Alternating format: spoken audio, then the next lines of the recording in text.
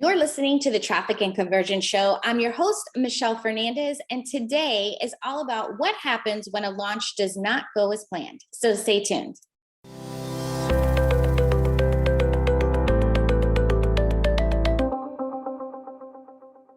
Welcome back to the show. Are you enjoying the Measuring Madness episodes? There are so many things that you should be tracking and measuring in your business to make better decisions.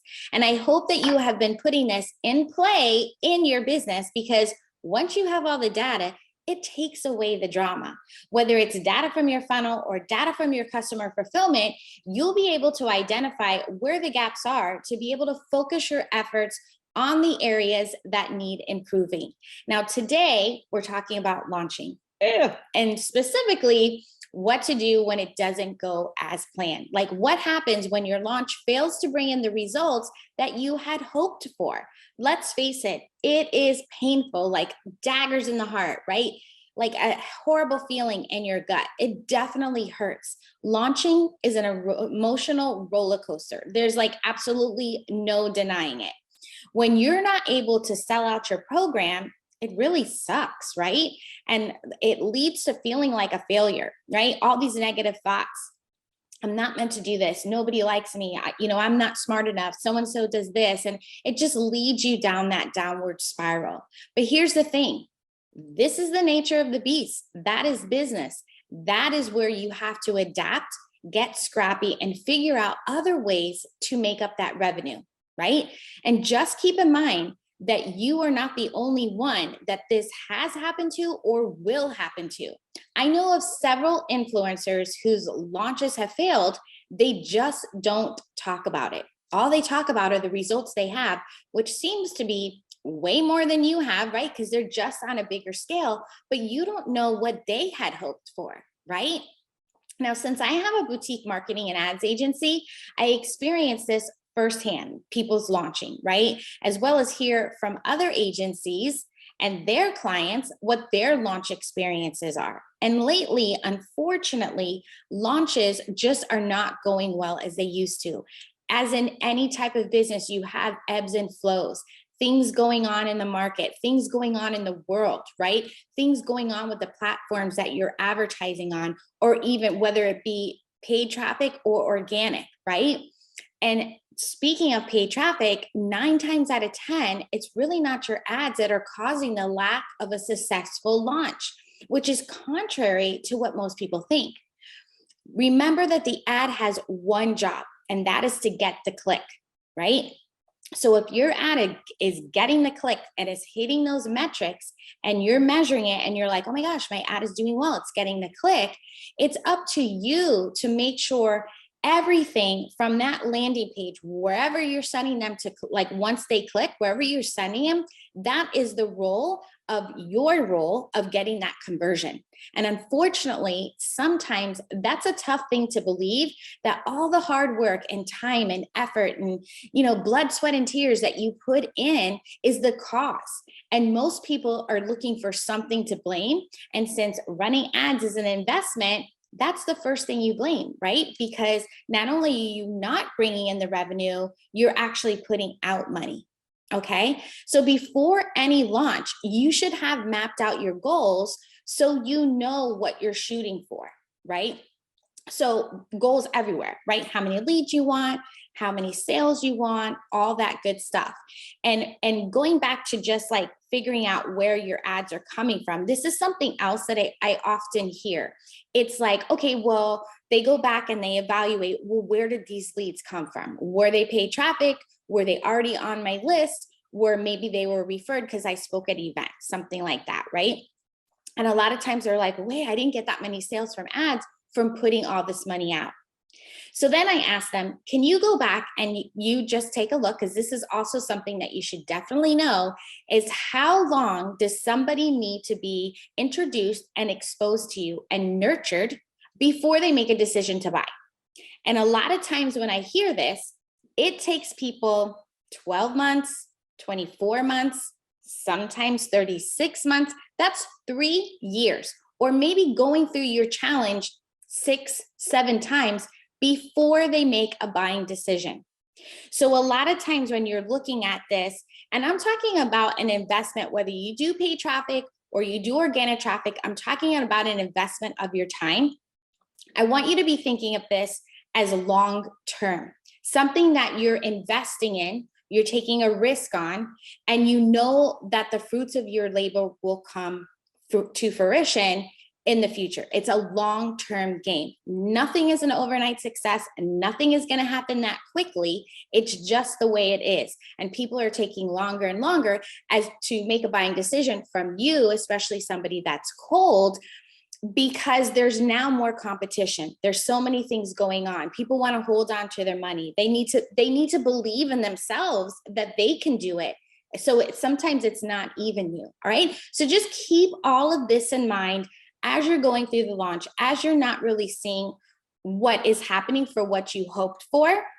And think about in the future, right? Have all these numbers in line where you're like, okay, oh yeah, this person got on my list. Let's say they bought from my list, but number one, how long have they been on your list? Or did they get on your list because of an ad that you ran in your runway, maybe not in your launch? Or did they even open the emails and maybe they saw the ad and not the email, right? So you have to look at this as a whole. So I hope this helps kind of get into the mindset of just every launch, anything that you're selling. I want you to be thinking of that it's a whole picture and not just 1-2 week launch program, 2 weeks before, and then you go into your launch and then you close cart.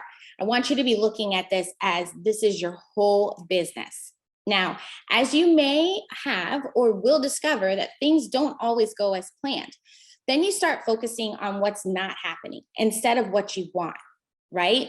That is when you get scrappy, thinking of other ways besides whatever you're currently doing to get registrations, right? Because that's the definition of insanity, where people are just doing the same thing, saying the same things, running the same ads, putting the same posts out there, same Facebook banner, same Facebook group. They're just doing all this stuff, just crossing their fingers like, well, if I do this, then I should get this. Well, if you're doing it and it's not working, then that's the definition of insanity, right? So mix things up. So for example, if you're running ads and they're not generating the numbers that you were guesstimating, like let's say results or cost per lead, then where else might you get exposure that will get you fresh eyes and speed up that trust factor, right? So who else's audience can you get in front of that they can also provide instant credibility and get you leads at no cost? How can you use the network that you already have?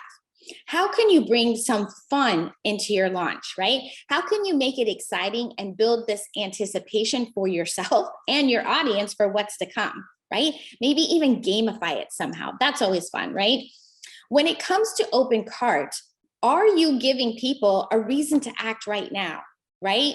I hear this all the time, especially when you have an evergreen offer. Everybody's like, well, if they can get it next month, what's the urgency to get right now? Well, think about it. Are there certain, bonuses that you provide or something like that happens?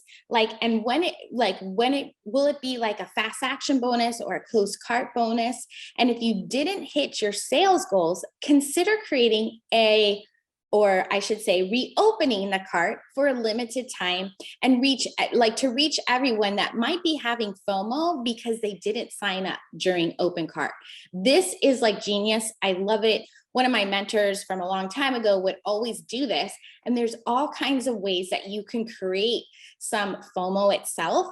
And all kinds of great strategies that you can do this that maybe you didn't make the sales in the open cart launch, so to speak, time frame, but what can you do right after or 2 weeks after or even a month after to still generate that revenue, okay? Now, when things get rough during a launch, it really comes down to the conversation in your mind. What stories are you telling yourself? Do you have 100% belief that your product or service is like totes amazeballs, and you know that with every single fiber of your being that your product or service is life-changing? Yes, because you are a queen, you are amazing, you are powerful, and you were meant to do this. You need to keep just telling yourself that, right? Everything is always, always, always working in your favor. So a failed launch is actually a way to identify what needs to be changed for the next launch, or what needs to be improved for the next launch, right?